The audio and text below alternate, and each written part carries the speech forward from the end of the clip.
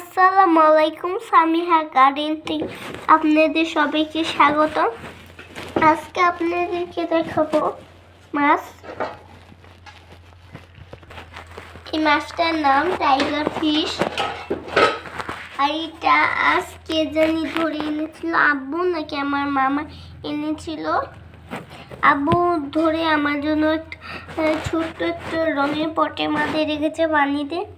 আমি সকালে কয়েকটি একটু রুটি ভেঙে দিয়েছিলাম ছেড়ে। দেখেন মাছটা আগে এই ওয়ালটা এখান যে লেগেছিল। এই মাছ বেশি লড়াচড়া করে না। টাইগার ফিশ এটা অনেক জায়গায়, এটা টাইগার ফিশ, এটা অনেক জায়গায় পাওয়া যায়।